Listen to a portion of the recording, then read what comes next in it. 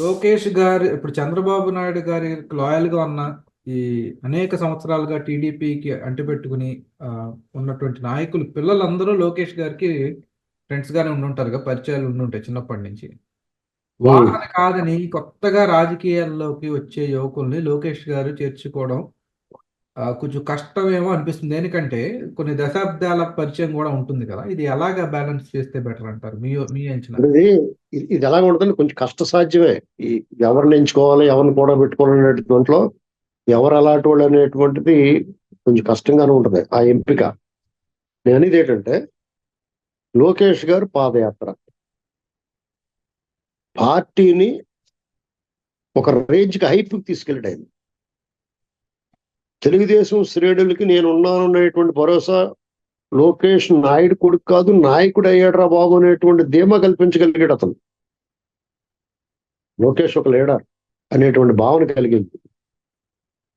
చంద్రబాబు నాయుడు గారు పార్టీకి నేనున్నాను, మీ భరోసా, మీ భవిష్యత్తు నా భరోసా అని ఆయన ప్రసంగాలు చూడండి.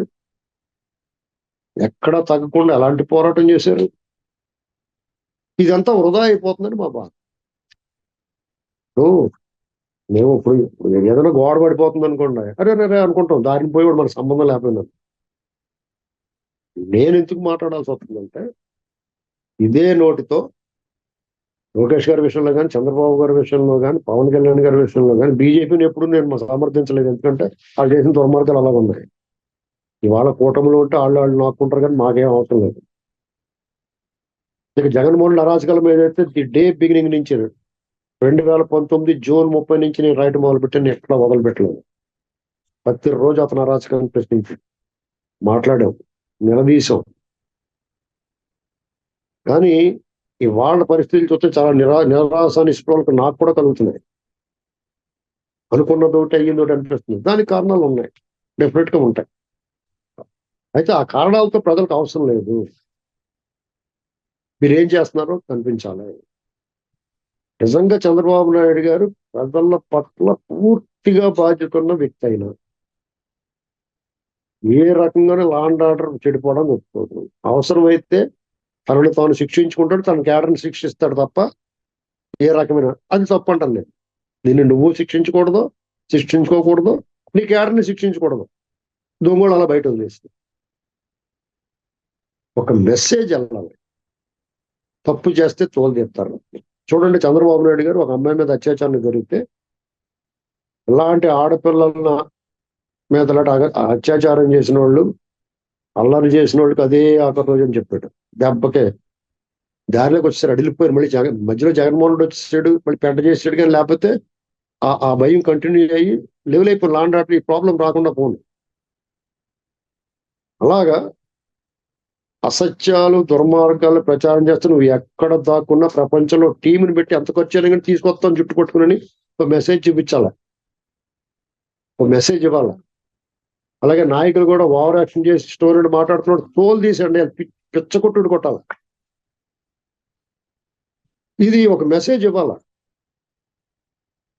ఇది మానేసి వాళ్ళు నేర్చుకోండి. ఈ వార్తల్లో మనం కూడా ఈ చేరి వాళ్ళ గురించి తోలు తీసి ఎండ అయిపోతే మొహమాటం కూరుకోకూడదు.